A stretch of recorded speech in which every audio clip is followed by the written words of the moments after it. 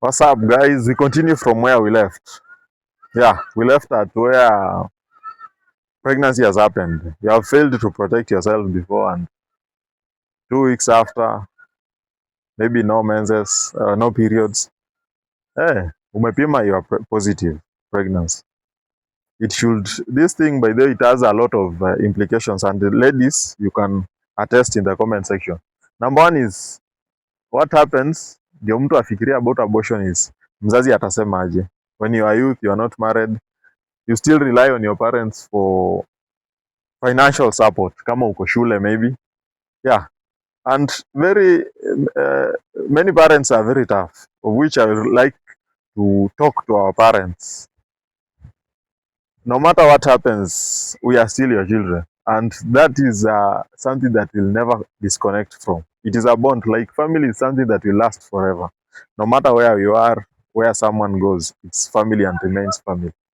So parents should get to a point where they are free to discuss this with us. Yeah, or guardians. Number one is how you handle situations around sexuality and all that, and in case pregnancy, how do you handle, so that mtoto atakuwa free to come and talk to you. Mzazi, niko na hii shida imehappen, I didn't intend, I'm sorry, and you advise her accordingly.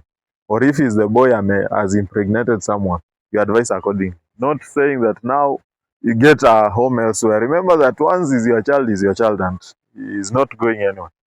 So that if there is any decision that is going to be reached, whether it is bringing up the kid, because I know it's also expensive and has consequences maybe in the social life, economic life, yeah, mtoto, especially to the lady. You have to agree and see if you can support around bringing up the kid. And if at any cost you are not willing to have this child born, can you go for consultation, medical consultation, social, psychological advice, so that if any is reached that now you have to terminate this pregnancy for whatever reasons, it is medically prescribed by a professional na inakuwa monitored, because that's a very dangerous drug. That drug, it can lead to excess bleeding, and yeah, it's dangerous. Even in the cases where it's now prescribed in the hospitals, it requires a lot of monitoring. So in case it is prescribed, number one, it is monitored. It is done with health education. What are the danger signs? Ni nini ukiona, you have to question. For instance, there is infection can be involved. Ukiona you are starting to feel fatigued, general body weakness, mwili imechoka, muscle pains, joint pains and such, you suspect discharge and such. Because abortion, people think is just about bleeding. No, infection can also lead to death. That is the sepsis.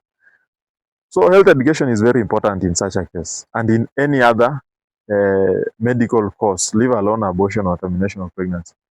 Lazima ukuwe na information in any medicine that you are taking.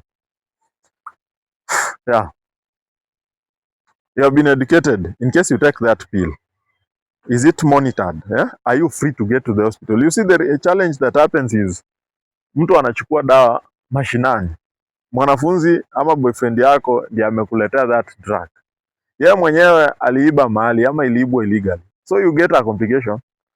You start thinking about the legal actions that come thereafter. That's unaona, of which it is very bad. So you avoid getting to the hospital. You are seriously bleeding or you have an infection, but you choose not to go to the hospital.